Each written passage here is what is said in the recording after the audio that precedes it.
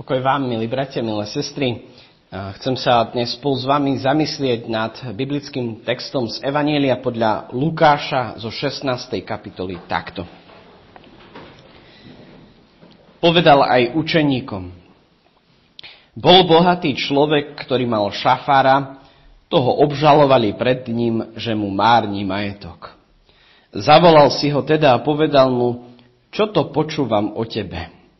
Vydaj počet zo šafarenia, lebo ďalej nemôžeš už šafariť. Tu si šafár pomyslel: Čo urobím, keďže mi Pán odníma šafárstvo? Kopať nevládzem, žobrať sa hanbím. Viem, čo urobím, aby ma prijali do svojich domov, keď stratím šafárstvo. Zavolal si každého pánovho dlžníka, spýtal sa prvého: Koľko si dlžen môjmu pánovi? Odpovedal: 100 mier oleja. Povedal mu: Vezmi si úpis, sadni si a chytro napíš 50. Potom sa opýtal druhého: A ty koľko si dlžen? Odpovedal: 100 kórov pšenice. Povedal mu: Tu máš úpis, napíš 80. I pochválil Pán tohto nespravodlivého šafára, že opatrne urobil. Lebo synovia tohto sveta sú opatrnejší voči seberovným, než synovia svetla. Aj vám hovorím, robte si priateľov z nespravodlivej mamony, aby keď sa pominie, prijali vás do večných stanov. Amen. Toľko je slov písma svätého.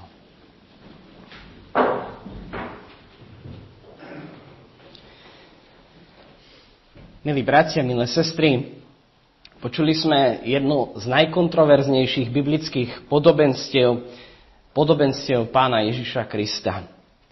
Je to podobenstvo, ktorému som sa doteraz úprimne vám poviem tak trochu vyhýbal. Nechcel som o ňom rozprávať, som veľmi nerozumel a vrtalo mi v hlave, ako ho správne vyložiť.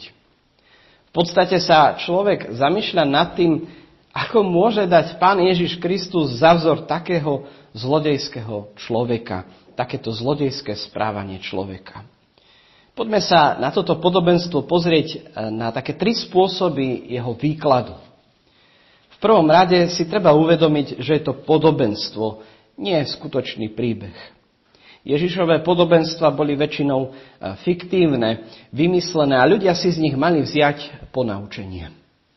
Na Božom slove sa mi páči, že koľko kazateľov, koľko vykladačov nájdete, toľko rôznych výkladov, spôsobov výkladu existuje. Boží duch pracuje fascinujúco. A jeden z možných výkladov podobenstva hovorí, že správca, šafár v príbehu neurobil nič zlé. Bohatý muž, majiteľ, bral vysoké úroky od ľudí, ožobračoval ich, žiadal od ľudí viac, než je možné. A Mojžišov zákon prísne zakazoval úžeru, zakazoval požičiavať na vysoké úroky.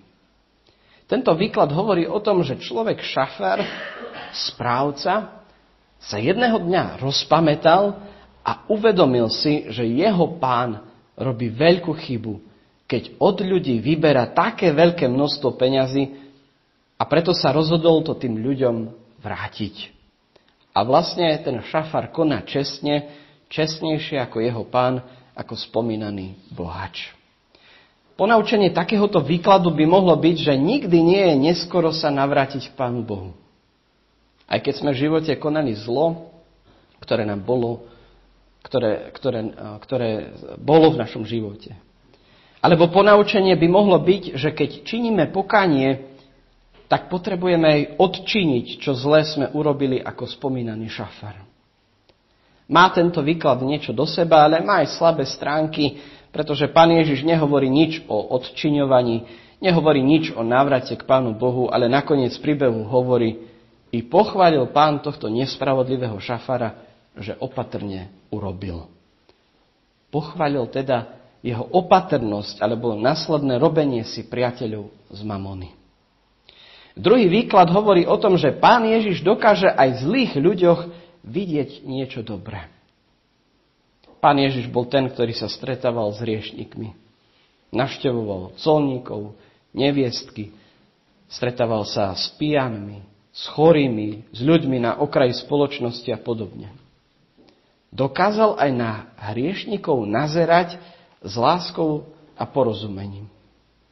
Možno tak pozeral aj na nespravodlivého správcu, videl v ňom čosi dobré, alebo v jeho správaní, aj keď bolo skazené, videl tam aj čosi dobré. Ten príbeh by potom viac vypovedal o charaktere Pána Ježiša, ktorý aj v zlých ľuďoch dokáže vidieť niečo dobré. Málo by však vypovedal o myšlienke tohto príbehu, ktorá je zdôraznená na konci ako nespravodlivá mamona a opatrnosť správcu. Veľa by to ale vypovedalo o pohľade, akým sa Pán Ježiš na nás pozerá. A potom je tu tretí výklad. Tretí výklad by som zhrnul do tohto výroku. Ak je neveriaci takto prakticky usilovný o svoje pohodlie, o čo praktickejší má byť veriaci o nebeskú slávu. A tento výrok, alebo výklad, mňa osobne najviac oslovuje. Ľudia sú veľmi usilovní o to, aby boli nezávislí, aby si zhromaždili veľký majetok. Usilovní o to, aby si zachránili krk, ak im ide o ich pohodlie. Šafár sa bál, že príde o svoju prácu a skončí veľmi zle. A preto sa rozhodol spriateliť s ľuďmi, aby ho následne prijali k sebe do svojich domov.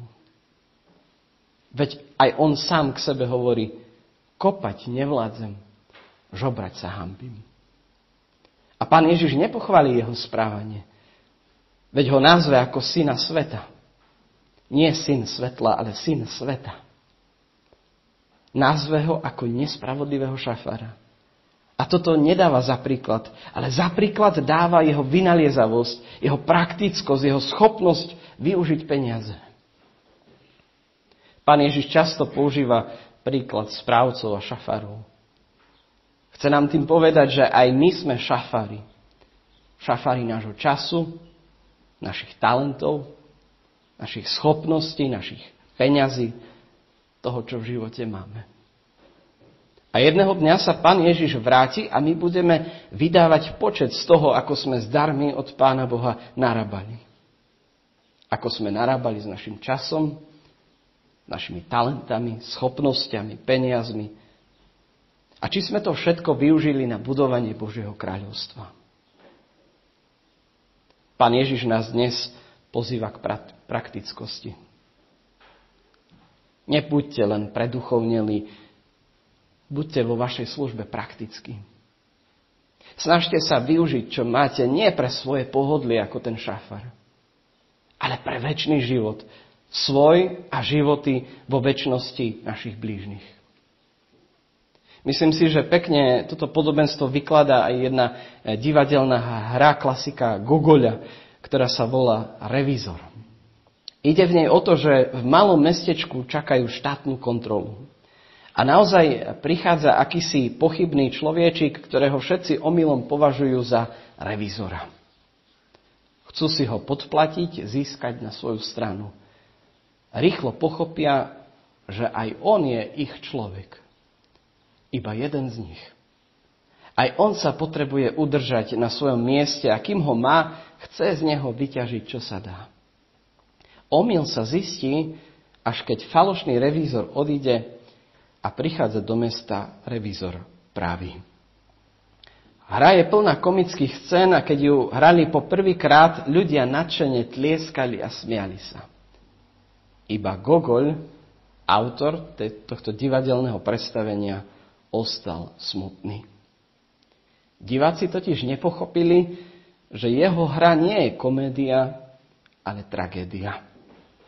Že do postavy falošného revízora vložil symbol diabla. A ten sa ľahko zmocňuje ľudského života na tomto svete, pretože ľudia sa chcú vyhnúť revízorovi pravému, Pánu Bohu. Ten ale príde. Skontrolovať všetky naše účty, a to v okamihu, kedy to najmenej budeme čakať. Gogoľov revízor a Lukášovo podobenstvo má byť poučením aj pre nás. Byť pripravený na druhý príchod Krista. Nielen na záver, kedy budeme musieť zložiť účty zo svojho správcovstva. Ale už teraz. Každodennými rozhodnutiami, ktorými sa k tomuto okamihu približujeme.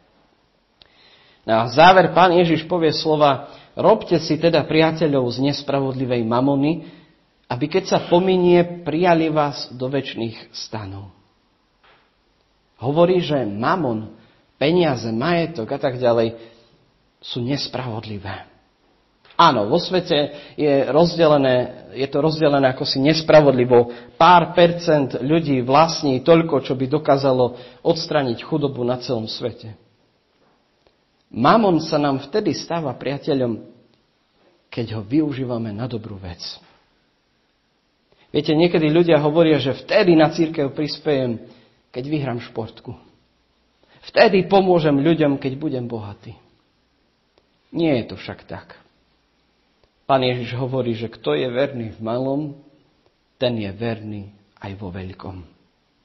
Ak nedokážeme byť verní ani v tom mále, čo máme, nebudeme verní, ani keď budeme mať veľa.